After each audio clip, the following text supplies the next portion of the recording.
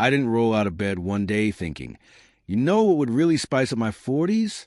Locking people out of their own lake cabins. That was never on my life bingo card. But here's the truth nobody talks about. When someone looks you dead in the eye and makes it clear that your property, your sweat, and your family's decades of goodwill are nothing more than convenient scenery for their comfort, something inside you goes very still. Not loud, not explosive, just focused. And when it gets that quiet, that's usually when things start moving. So here's how it unfolded. My name's Tom Keller. I'm 41, born and raised in the driftless stretch of northern Minnesota. Dairy farms, thick tree lines, long gravel roads that hum under your tires. Around here, favors used to outlive debts. Or at least that's how it was when I was growing up. Back in the late 80s, my grandfather built a timber bridge, 60-some feet across, stretching over a steep ravine with a creek running about 15 feet below. He didn't build it to make $1. He built it because that's what neighbors did back then. You fix the obstacles so everyone else didn't have to wrestle with it. A few years later, he sold 6 lakefront lots beyond that ravine. He kept the bridge on our land. And for almost 40 years, the families who bought those cabins crossed it like it belonged to them. No contracts, no invoices, no tension, just a quiet handshake agreement that never needed ink. With the bridge, it's a 4-minute drive to their places. Without it, they're stuck with a 20-plus minute detour over washboard gravel that shakes your fillings loose and leaves your truck wearing a coat of dust every weekend, every summer, year after year. And not once did anyone complain when it shaved time off their trip. Not once did anyone ask whose property they were crossing while towing boats and coolers. They didn't have to think about it. Entitlement works best when it blends into background. Last spring, I felt a plank dip under my boot. That soft sag you get before it gives up. I tapped it and heard that hollow, rotten thud. Ignoring it would have been stupid. If the bridge failed and someone got hurt, it wouldn't turn into a community problem. It would turn into my name on a lawsuit. I got a quote, $18,500 to rebuild it properly. Nothing flashy, nothing decorative, just solid and safe. So I did the reasonable thing. I emailed all 6 families, laid everything out, suggested we split the cost 7 ways, including me, roughly $2,600 per household. Considering they use that bridge every single weekend from May to October, and I cross it maybe twice a week hauling feed. It felt beyond fair. 5 families didn't respond at all. Not even a courtesy reply. Just silence. And silence can be loud when you're listening for it. Then there was Ryan Holt, biggest cabin, loudest boat, the unofficial spokesman no one elected but everyone tolerated. He replied all, said, "It's your bridge on your land. That makes it your problem. We're just using what's been available." That line stuck to me like burrs on denim. Not because it was rude, but because it was revealing. It wasn't just dismissal. It was worldview. My family's labor was infrastructure. His family's leisure was assumed. Responsibility? That belonged to someone else. I read that email 9 times. I didn't get mad. I got clear. And clarity can be colder than anger. I pulled out my grandfather's original deed from the 1950s and the county survey from the late 80s. Every inch of that bridge, every beam, every bolt, sat squarely on my property. No easement, no shared rights, no gray zone. When you realize a structure on your land is unsafe and regularly used by others, you don't argue in inbox threads. You document. You notify. You let procedure do the talking. I called the county inspector on May 3rd. He showed up 2 days later, walked the span, prodded the rot, gave that tight-lipped nod inspectors give when they already know the outcome. He condemned it, officially unsafe. At that point, the decision wasn't emotional. It was procedural. I stretched industrial chains across both ends, secured them with commercial-grade padlocks, mounted security cameras, because inconvenience makes people reckless, bolted up 4-foot red condemned signs with reflective lettering visible from 50 yards at dusk. That Friday, Ryan called before I could even say hello, already shouting, said I was being dramatic, accused me of holding the neighborhood hostage, claimed I was overreacting. I let him talk. People expose themselves when they think they're in control. Then I told him calmly that my attorney had drafted formal easement agreements, $950 per month per household, 15-year term. Sign or take the long road. He laughed. Then he threatened to sue. I mentioned, almost casually, that my lawyer already had the deed, the survey, the inspection report, and his email saved and organized, and that I'd tipped off the county paper, just in case anyone wanted to explore how available resources suddenly become once accountability enters the room. He hung up. By Sunday, a small article ran, Local Farm Family versus Seasonal Lake Homeowners. Facebook did what Facebook always does. 70-something comments within hours, most from folks who'd seen this exact pattern play out in their own towns. While strangers debated online, the real pressure built on that gravel road. 36 extra minutes round trip, more gas, dust-covered SUVs, kids complaining in the back seat, spouses asking uncomfortable questions, and gradually the story shifted. It stopped being Tom's unreasonable. It became, why did Ryan send that email? Once that question starts circulating, the rest follows naturally. Let's pause here because this is usually where someone says, wow, that escalated quickly, but legally speaking, it didn't. When you own a structure that others use regularly, public or private, liability doesn't care about history, good intentions, or nearly 4 decades of kindness. It cares about ownership and risk. The second I had written documentation that the bridge was deteriorating, paired with an email clearly stating it was my property, the responsibility snapped completely back onto me. And this is where people fall into what I call the psychological trap, confusing long-term access with legal entitlement. Just because something has always been there doesn't mean it was ever guaranteed. And just because people rely on something doesn't magically make it theirs. In disputes that orbit HOAs, shared roads, docks, private bridges, the person who talks the loudest often assumes they're in charge. What they don't realize is that volume doesn't equal authority. Sometimes it just creates a paper trail. Ryan didn't simply decline to chip in. He defined a dynamic in writing. Your bridge, your problem. In one sentence, he erased any future claim about implied access or shared duty. From a legal standpoint, bringing in the county inspector wasn't aggression. It was protection. It established a neutral, third-party record and stripped the emotion out of it. And here's the uncomfortable reality. Once safety becomes part of the equation, goodwill stops mattering. The system doesn't reward intentions. It rewards documentation. Now back to the story, because this is where things really started to heat up. Once that inspection report existed in black and white, events picked up speed in a way that felt almost cinematic, like tension that had been sitting quietly for decades finally had a script to follow. I chained the bridge off on a Wednesday. Calm day, light breeze, birds loud over the creek below. I remember tightening the last bolt and thinking, this either ends clean or it ends loud. By Friday afternoon, I had my answer. Ryan showed up in person. His truck fishtailed slightly on the gravel, like he wanted the entrance to have impact. He jumped out already flushed, arms spread wide, pacing as if the bridge itself had committed a personal offense.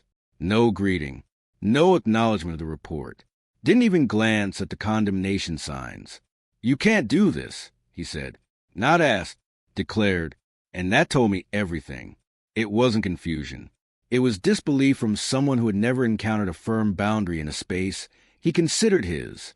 I explained at once, slow and steady. The county had condemned the structure. Reopening it without repairs would be illegal. If someone got hurt, the liability would crush me. He waved it away like I was reciting a menu he didn't like. Here's the psychological trap. When someone's identity is built around control, they interpret boundaries as attacks. That's exactly what happened. He accused me of hiding behind bureaucracy, said I was punishing families, claimed I was turning neighborly goodwill into extortion. I let him burn through it. Anger dies quickly when you don't fuel it. When he finally paused, I repeated the terms. Easement contracts.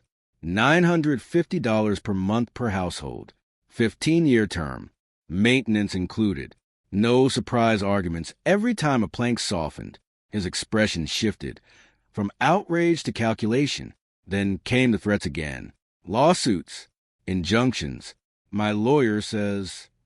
I nodded, because from a legal perspective, bluster is background noise until actual paperwork appears. What he didn't realize was that the deeder was already doing more work than I ever could. By the second weekend, the novelty of the longer drive wore off. The cost became tangible. Gas receipts stacked. Dust crept into dashboards and trunks. Kids started associating Lake Day with extra car time. And spouses, especially the ones who hadn't been included on that original email, started asking pointed questions. The tone shifted from inconvenience to accountability. And accountability needs a face. Ryan stopped being the spokesman. He became the reason. The first couple reached out quietly. No apologies. No defense of him either. Just practical questions. What did the contract include? Was the fee fixed? What protections were built in? Any penalties? I answered everything plainly. Transparency builds trust faster than charisma ever will. They signed within a week. The next two families held out until Memorial Day came and went. Empty cabins. Boats unused. Kids irritated. By Tuesday, their signatures were in my inbox too. Ryan was alone. Isolation does something to a person. It sharpens things. On May 19th, he returned with a lawyer this time. Polished shoes crunching on gravel. Legal pad tucked under one arm like armor. They opened with what sounded reasonable. Split the repair costs 50/50ths. No monthly fee. Shared responsibility going forward. It sounded generous until you listened closely. What they really wanted was continued access without structure. Flexibility without obligation. The same handshake deal, just repackaged. I said no, not with anger, not with victory. Just no, because once someone shows you how they approach responsibility, you don't bargain away your safeguards. I told them the only path forward was the same one the others took. Signed easements, defined terms, enforceable rules. The lawyer leaned back, studying me differently now, not as a farmer improvising, but as someone who had learned enough about the system to stop being cornered by it. They left without agreement. 2 weeks later, Ryan's truck came up the drive again. Slower. No dramatic skid. No lawyer. No shouting. He said his wife was finished with the detour. Finished with the dust. Finished with being the villain at every neighborhood gathering. Finished with paying for pride and time instead of money. He signed on June 9th. Final terms, $950 per month per household. 15-year contracts. $2,000 late fees. Lockout after 2 missed payments. The first year generated over $68,000. More than enough to rebuild the bridge properly. Steel and concrete this time. Engineered. Permitted. Structurally boring in the best way possible. Property values rose across the board. Even for the ones who resisted, the surplus income went straight into my retirement account. Stability beats satisfaction every time. Ryan still drives past twice every weekend. Eyes forward, hands tight on the wheel. No wave. And honestly, that silence feels like resolution. That's the story. But the real value isn't the drama. It's the lesson. I'm sitting now on the far side of a rebuilt bridge in a quieter road. With takeaway I didn't set out to learn, but probably needed. This isn't about being tough, or hiring lawyers early, or refusing to help neighbors. It's about understanding that generosity without boundaries doesn't stay generosity. It slowly shifts into expectation, then entitlement, eventually resentment, on both sides. Property law, easements, HOA-style agreements. They exist because memory fades and convenience sticks. Once people build routines around your kindness, they stop recognizing it as kindness. From a legal standpoint, the biggest mistake small property owners make isn't being unfair. It's staying informal for too long. Informality feels friendly until something breaks. Then suddenly everyone remembers what benefits them and forgets the rest. This is another psychological trap. When access is consistent and free, the brain rewrites it as a right. And when that perceived right is threatened, the reaction isn't gratitude. It's anger. Because no one likes realizing the ground beneath them was never theirs. Ryan wasn't a cartoon villain. He was predictable. The loudest voice in a room of quieter ones. Someone who mistook speaking first for being correct. When he sent that email, he thought he was closing a conversation. What he actually did was define the battlefield. And once something is defined in writing, emotion loses leverage fast. If you're dealing with shared roads, docks, driveways, bridges, or any we've always done this way arrangement, understand this. Silence isn't neutral. It's risk. Silence is how expectations harden without consent, how responsibilities drift until they settle squarely on the one person who legally owns the burden. And here's the part people don't love hearing. Doing the responsible thing doesn't always look kind in the moment. Locking that bridge looked harsh. It felt dramatic. For a while, I was the villain. But safety, liability, and long-term stability don't care about appearances. They care about results. The rebuilt bridge didn't just fix wood and beams. It reset the relationship. Clear rules, clear costs, clear consequences. Once those existed, the drama evaporated. Nobody argues with math for very long. And nobody respects a boundary they don't believe you'll enforce. What surprised me most wasn't that people folded. It was how quickly calm returned once the terms were real. No more tense emails. No more passive-aggressive remarks. No more pretending the issue wasn't there. Just quiet compliance and a stronger structure than we'd ever had. If that sounds cold, I understand. But here's the other side. Property values increased. Access improved. And the question of who pays next time something fails has already been answered. In ink, not assumption. That isn't cruelty. It's clarity. If you're in a similar position, letting people use something you own because it feels easier than having the awkward talk, ask yourself one question.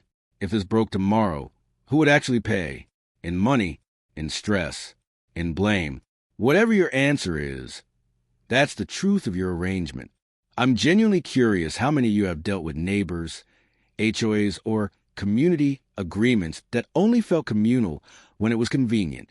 How did you handle it? Or didn't? Drop your story in the comments.